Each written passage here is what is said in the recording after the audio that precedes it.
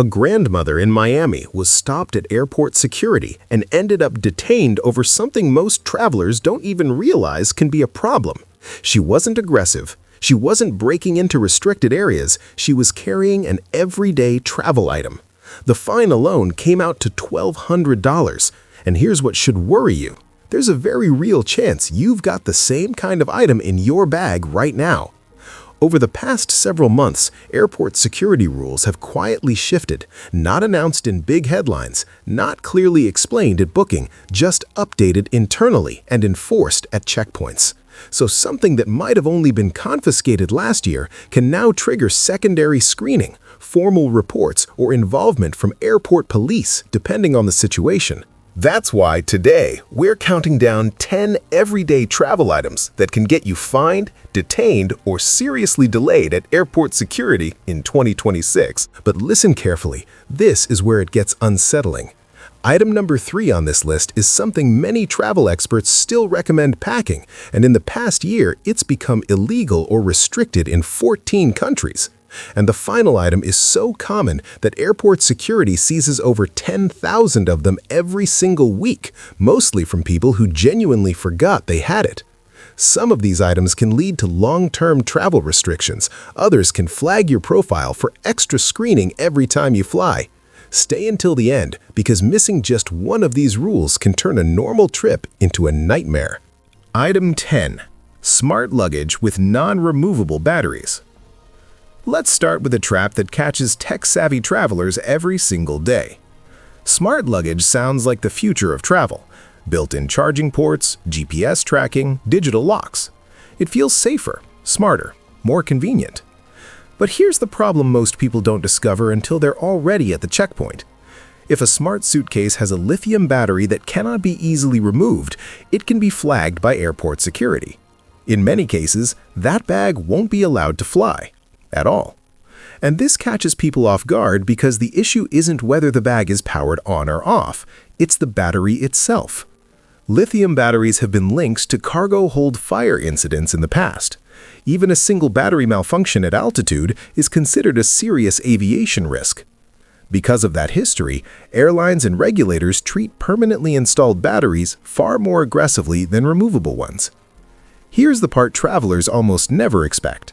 Even if security allows you to remove the battery at the checkpoint, some airlines still classify the luggage shell itself as restricted if the battery wasn't designed to be removable in the first place. At that point, the decision is no longer negotiable. And this is where it gets expensive. Most smart suitcases cost anywhere from $300 to $600. If it's rejected at security, there's typically no reimbursement. The airline doesn't pay you back. Security doesn't store it for later pickup. In most cases, you're forced to abandon the bag or miss your flight. What shocks people even more is that this rule doesn't only apply to carry-on luggage. Checked bags are included too. A smart suitcase with a non-removable lithium battery generally cannot be checked into the cargo hold, even if it's powered off, locked, and empty. The risk assessment is based on battery design, not usage. So that expensive suitcase you bought last year because it looked sleek and modern, on some routes and airlines, it's now treated as a restricted item. The solution is simple, but very specific. Only buy smart luggage with clearly removable battery packs, the kind designed to slide out in seconds. No tools, no disassembly, no arguments at security. You take the battery out, carry it separately, and the bag itself stays compliant. If your suitcase doesn't give you that option, it's not future ready, it's a liability.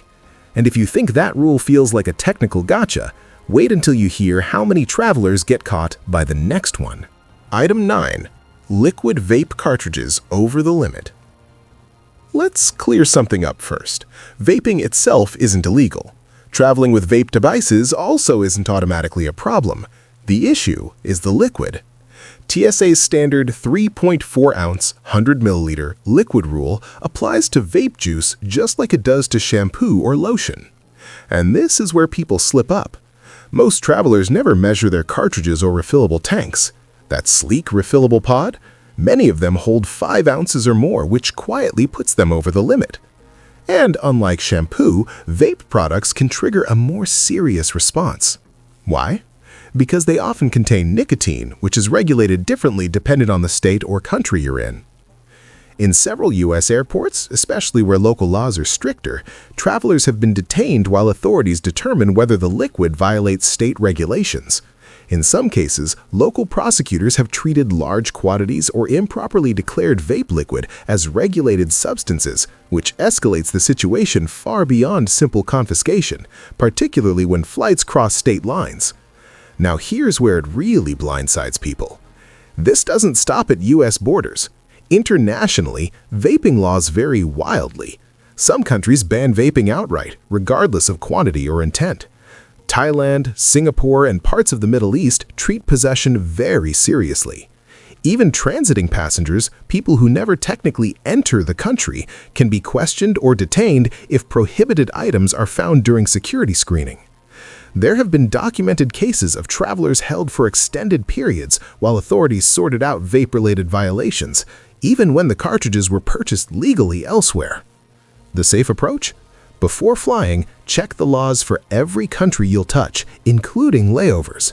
Empty refillable tanks completely, stick to sealed, factory cartridges under the liquid limit, and understand that in some destinations, the safest option is not traveling with vape products at all. Because the next item on this list causes even more confusion and costs people hundreds of dollars every day. Item 8. Portable chargers over 100 watt-hours. Your phone is dying, your laptop needs power, so you pack a large portable charger and feel prepared. That's where the trouble starts. Airlines don't regulate power banks by size or price. They regulate them by watt-hours, and most travelers don't even know what that means. Here's the basic math airlines use. You take the milliamp hours, mAh, listed on the battery, multiply it by the voltage, then divide by 1,000. For example, a 20,000 milliamp hour battery at 5 volts equals 100 watt-hours. That's the maximum allowed limit without special approval. And this is where people get caught. High-capacity power banks designed for laptops, cameras, or drones often fall in the 150 to 200 watt-hour range. Those are typically not allowed in carry-on or checked baggage without explicit airline authorization because they're considered higher fire risks. When security identifies one, the outcome isn't always just confiscation. Depending on the airport and airline policy, travelers can face on-the-spot fines or be forced to abandon expensive equipment to continue their trip. But there's another trap almost nobody sees coming. Some power banks don't list their watt-hour rating at all. They only show milliamp hours. If security staff can't quickly verify compliance from the device itself, they may treat it as non-compliant by default, regardless of what the manufacturer's website says. And that's how travelers end up losing chargers worth hundreds of dollars. They only show milliamp hours, not watt hours. And if security staff can't quickly confirm a battery's compliance from the device itself, it's often treated as non-compliant by default. It doesn't matter if you have the specs saved on your phone. It doesn't matter if you pull up the manufacturer's website. If the watt-hour rating isn't clearly printed on the battery, many agents won't risk approving it. That's exactly what happened to a photographer in Seattle. He lost an $800 portable power station because the unit didn't display its watt-hour rating on the casing. He showed the specs online. He explained the math. None of it mattered. Without visible labeling, the charger was removed from circulation. The safer move: buy power banks that are specifically designed for air travel, with the watt-hour rating permanently printed on the body and clearly under the 100 watt-hour threshold. That single detail eliminates nearly all gray areas at security. But if you think batteries are the biggest trap at airports, the next item is hiding in plain sight, and it catches families more than anyone. Item 7. Realistic toy weapons. Your child loves superheroes. You grab a souvenir on vacation, a replica shield, a toy lightsaber, a foam sword from a theme park. It feels harmless. It feels obvious. But at airport security, intent doesn't matter nearly as much as appearance. If an item resembles a weapon, even if it's plastic, foam, or clearly a toy, it can be treated as a potential threat in carry-on luggage. And this is where many parents get blindsided. In recent years, enforcement has tightened after multiple incidents involving realistic replicas being used to intimidate passengers or cause panic on board. Because of that, security agencies now apply stricter visual standards during screening. What used to result in a quick request to check the item can now trigger secondary screening, manual inspections, and extended questioning. And yes, even brightly colored or obviously fake items can be flagged if they resemble weapons in shape or size. There was a widely reported case involving a family returning from a major fan convention. They had costume props, foam swords, plastic shields, and a toy hammer packed in carry-on bags. The items were clearly part of cosplay. Still, they were flagged as potential weapons. Security escalated the situation. Local authorities were called, statements were taken, the family was held for several hours, missed their flight, paid hundreds in rebooking fees, and lost the items permanently. And from that point forward, one adult on the reservation began receiving enhanced screening on future trips due to the incident being logged. The smart approach? If it resembles a weapon, don't bring it through security. Ship souvenirs home or place them in checked luggage when allowed. Never assume it's obviously a toy will be enough at a checkpoint.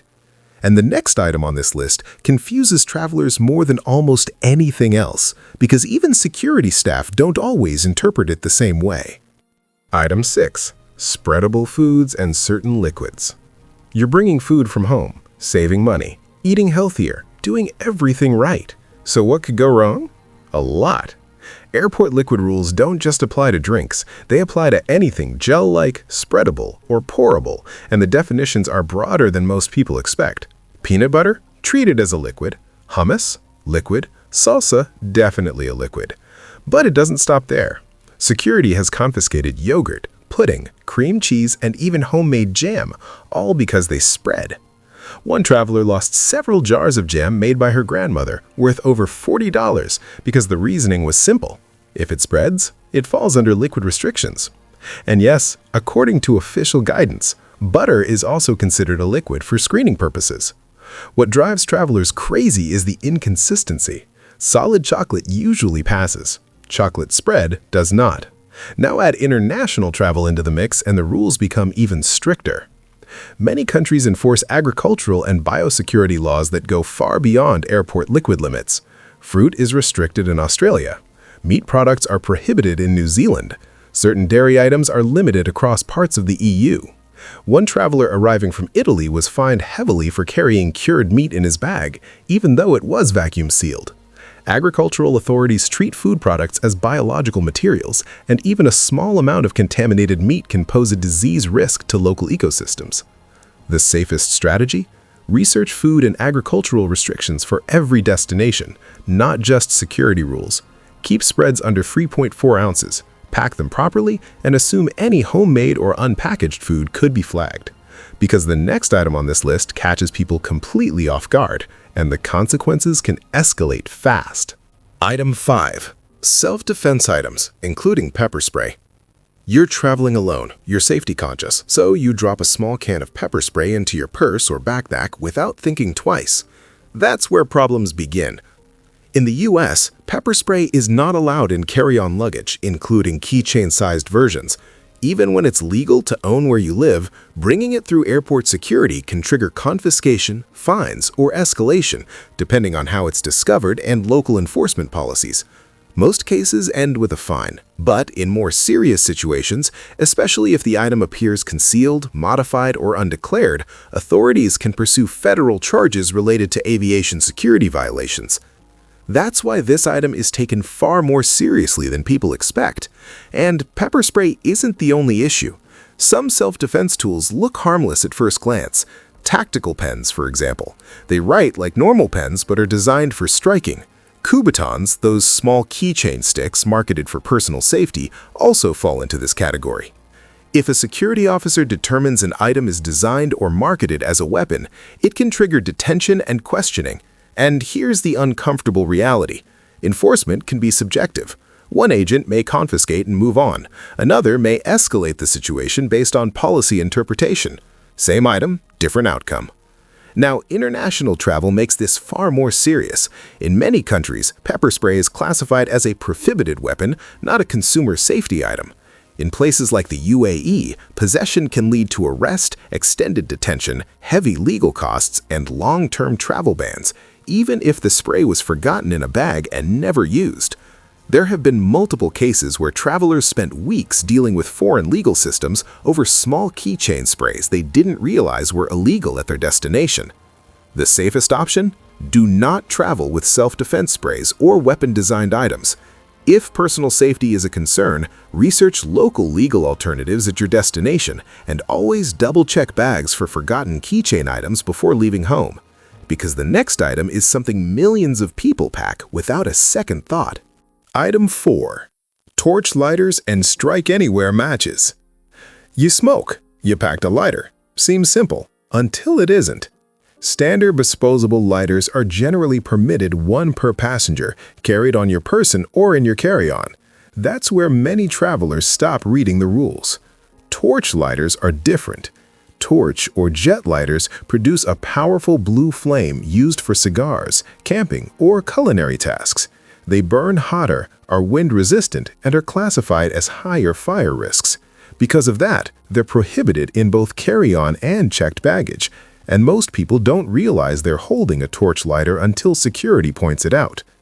Matches create similar confusion. You're typically allowed one small book of safety matches in carry-on baggage. That's it. Strike-anywhere matches, however, are classified as hazardous materials. Possession at an airport can escalate beyond confiscation, especially when found during screening for air travel. There have been documented cases where travelers faced significant fines after bringing them unknowingly, often purchased legally at outdoor or camping stores. Here's the part that feels counterintuitive. You generally cannot pack lighters in checked luggage, even disposable ones. The safest legal options are limited. Carry a single disposable lighter on your person, or buy one after you land. Best practice? Stick with one cheap disposable lighter, carried properly, and leave specialty lighters and match types at home. And if you think fire hazards are the biggest issue at checkpoints, the next item causes chaos worldwide. Item 3. Loose or damaged lithium batteries. Your phone has a battery. Your laptop has one. Your headphones, camera, drone, batteries everywhere. So what's the problem? Loose lithium batteries. Any battery not installed in a device must be protected against short circuits. That means original packaging, terminal covers, tape over contacts, or individual plastic bags. Without protection, batteries can touch keys, coins, or other metal, and that contact can spark. At cruising altitude, even a small battery fire is considered catastrophic risk. But here's what's catching travelers off guard lately. Damaged or swollen batteries are now automatic disqualifiers. That phone with a slightly bulging back, that laptop battery that doesn't sit flat anymore, those devices may not be allowed to fly at all. If security identifies a swollen battery, the entire device can be confiscated, not just the battery. There was a recent case where a traveler lost a high-end smartphone after security noticed battery swelling she hadn't seen herself. The device was removed from circulation, and manufacturer claims offered no relief. And there's another rule most people miss. Spare lithium batteries over 100 watt-hours require airline approval. That includes large camera batteries, drone batteries, and certain power tool packs. Approval usually must be requested days in advance, with battery specifications submitted and written authorization provided at the airport. Very few travelers do this. As a result, professionals, especially photographers and videographers, are losing thousands of dollars in equipment at security checkpoints. The smart approach: check watt-hour ratings on every spare battery, protect exposed terminals, carry batteries in your carry-on only, and contact the airline well ahead of time for anything over the standard limit. And if you think batteries are the ultimate gotcha, wait until you hear what's coming up at number 2. Item 2. CBD products and hemp-derived items. CBD is everywhere now. You see it in gas stations, pharmacies, and health stores. Because of that, people assume traveling with it is safe. That assumption causes serious trouble. Under federal law, Hemp-based CBD with very low THC is allowed, but TSA agents cannot test CBD at the airport. They do not know if it is legal CBD or illegal THC. When they cannot verify it, the situation can quickly escalate. If TSA finds CBD during a bag check, they may call local police. At that point, the rules of the state you are in apply, not the state you came from and not the state you are going to. You might be flying between two legal states and still get in trouble because of where the airport is located. This is where travelers get trapped. TSA says they are not looking for drugs, but if they find something suspicious, they are required to report it. Now you're standing in an airport explaining to police that your CBD is legal, and without a lab test, proving that is almost impossible. There have been cases where travelers were detained for CBD oil they bought legally and used for medical reasons. Even when charges are dropped later, the arrest, stress, and cost stay with you. International travel is even riskier. Many countries do not allow CBD at all. Some treat it as a controlled drug. What is normal in one country can lead to detention or prison in another. People have lost years of their lives over a small bottle they forgot was in their bag. The safest choice is simple. Do not travel with CBD. The risk is far greater than the benefit. If you absolutely need it, research every place you will pass through and understand that even then, problems can still happen. But the most common mistake on this list is even more dangerous because almost everyone forgets it. Item number 1. Pocket knives and multi-tools. This is the number one item TSA confiscates, and almost every case is an accident. Millions of people carry pocket knives every day. It is a tool, not a weapon. People clip it to their pocket, toss it in a backpack, and forget it is there. Then they go to the airport. Once you reach security, everything changes. Any knife in carry-on luggage is not allowed. Size does not matter. A tiny Swiss Army knife is not allowed. A multi-tool with a small blade is not allowed. If there is a blade, it cannot fly in your carry-on. There are no exceptions. Every week, thousands of knives are taken at checkpoints. Expensive tools, gifts, and family items are dropped into a bin and gone forever. There is no system to get them back and no payment for what you lose. What makes this worse is that penalties are increasing. In many cases, fines are now issued instead of just taking the item. And if security believes you tried to hide the knife, the situation becomes much more serious. International travel can turn this into a nightmare. Some countries treat pocket knives as serious weapons, even if they are in checked bags. Travelers have been fined, charged, and banned from countries for items they forgot were packed. The hardest part is that none of these people thought they were breaking the law. They were not dangerous. They were just careless for a moment. The solution is simple but critical. Before you pack, empty every pocket. Check every zipper, pouch, and hidden section of your bag. Feel with your hands, not just your eyes. If you must travel with a knife, it needs to be properly packed in checked luggage and declared. 10 items, 10 easy ways to ruin a trip. Airport security is not getting more relaxed. It is getting stricter, faster, and less forgiving. Rules change quietly, and what was fine before may not be fine now. The people who got stopped did not know. That did not protect them. So before your next flight, slow down. Check your bags. Research your destination. Assume nothing is allowed unless you are sure. 5 minutes at home can save you hours of stress at the airport. If this video helped you avoid a mistake, like and subscribe for more travel survival guides. And before you leave for your next flight, check your pockets one more time.